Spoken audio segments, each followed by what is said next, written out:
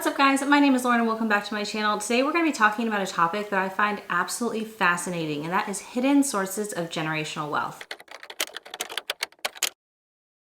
We all know that inheriting money from your parents either during lifetime or upon their passing gives you a huge leg up in life, but there are so many hidden sources of wealth that people don't really talk about that really do give you that leg up in life and a better chance of being financially successful and wealthy. And arguably these things have even more of an impact than your parents actually giving you like literal money, because without certain skills, generational wealth fades very quickly. There was a major study done a while back that followed over 3,000 wealthy families, and it found by the second generation over 70% of those families were no longer wealthy, and by the third generation over 90% had lost their wealth. So coming from money itself isn't everything and isn't the only thing that will give you a leg up in life in becoming wealthy and staying wealthy. On the flip side of the coin, if you are looking around at your peers and you feel like they're all doing better from you, even though you kind of all came from the same place, you came from the same town, the same socioeconomic status, similar family situations, but it seems like you're just falling behind in places where they're getting ahead, then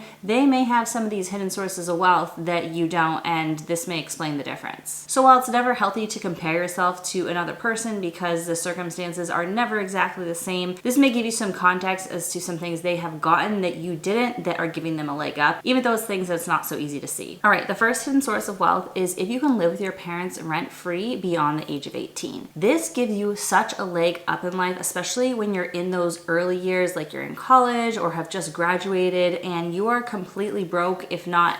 totally in the hole from student loan debt, because the cost of housing is most people's largest expense every month. And if you're able to cut that out of your budget completely, you're going to be able to make so much more progress and have so much less stress while you're trying to get your money figured out. Now, being able to live with your parents rent-free for any period of time after the age of 18 kind of includes two different things. So one is literally is the offer on the table for you to be in the house, and two is that an environment that you can emotionally sustain, because just because the offer is available doesn't mean that it's something that like you should choose to do. And a lot of people choose to pay rent rather than live at home, and it puts them in a more difficult financial position, but living at home is just not necessarily a healthy or safe environment for them to be in. So there's a lot of nuance with these things, but if you have a healthy, comfortable, safe home environment with your parents that you can live in past the age of 18, that is a huge hidden source of wealth, because that can save you thousands of dollars a year depending on how long you end up staying there. All right, another hidden source of wealth is if your parents are financially literate. Now, if your parents are financially literate, they're more likely than not well off and able to help you financially too, but there's a lot of parents who have money that aren't financially literate because they inherited from their parents, or they got lucky, or the economy was better when they were coming up in their career, and so you didn't need to be so savvy to be able to get ahead. So if your parents are financially literate, they can teach you how to budget, they can teach you how to invest, they can teach you what a Roth IRA is. If they can teach you those things, you have such a leg up, and that is so valuable to your life and your future. One of my favorite personal finance books that I've mentioned a million times on my channel is called The Simple Path to Wealth, and it was written by J.L. Collins, and he wrote the book for this very reason. He wanted to teach his daughter everything he knew about personal finance when she was a teenager, but she wasn't super interested at that point, so he put it all together in a book and wrote it in very simple terms, and that is one of my favorite personal finance books. And if you have a father that can teach you all the things that were taught in that book, you would be so far ahead in life, I can't even explain. I will link that book below if you want to check it out. You can order it on Amazon, you can get it for free from your local library. Like, it's such a good book, I highly recommend it. All right, another source of hidden generational wealth is if your parents modeled good financial habits. So it's one thing for them to teach you it, and it's another thing for them to show you it. So if your parents were not prone to impulse spending, if they kept their cars for a long time and didn't act like they needed like the newest, nicest next thing, if you saw how they saved up for a vacation and then went on vacation versus just going on vacation anytime they wanted on a credit card, like if you saw them live this way, then that would be ingrained in your mind that that's the way to do things, rather than the typical way that most Americans live their life, which is on impulse and on credit. So if you saw these behaviors modeled and even knew they were an option, like a lot of people don't know it's an option to live that way because that's not what they grew up seeing. So if you grew up seeing that and you know that's even an option that's on the table, you have a huge leg up. All right, another very important hidden source of generational wealth is if you have a parent that can teach you any sort of skill or trade. So for example, this becomes really important when you buy a house. When you buy a house, if you have somebody in your family, somebody you know, or a parent who can teach you things about how to fix and maintain your house, you are going to save so much money, and you're gonna have the mindset of,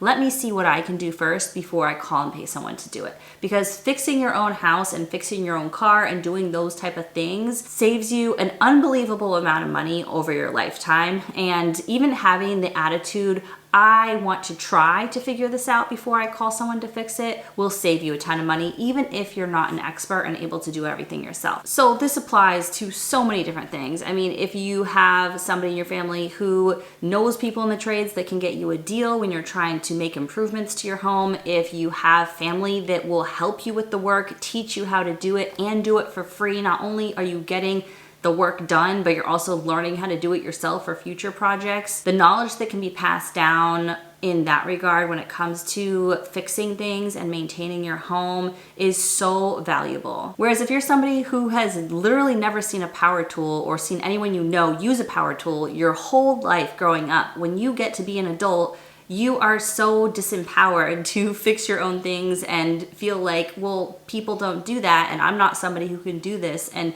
take care of my own things and fix my own things, and I have to call somebody and pay 3 times as much to fix my things. The value of this over the course of your lifetime cannot be understated. And finally, and maybe most important, is if you had parents that raised you in a loving way that grew you into a self-confident, happy adult, that is the biggest source of generational wealth. I'd argue that most bad financial decisions are made because of emotional pain. And so if you were raised by parents that helped you grow into an emotionally healthy adult, then you are much more likely to be able to manage your money, make good financial decisions, not give into impulse spending, be confident that you can figure out answers to financial questions that you don't know the answers to. All these things ultimately stem from how you feel about yourself and your level of confidence as you go out into the world. So if you had parents that enabled you and empowered you, then that is arguably the most important type of generational wealth that they could have given you. On the flip side, if you came out of your childhood being raised in a family where there was trauma and you had low self-esteem and low confidence and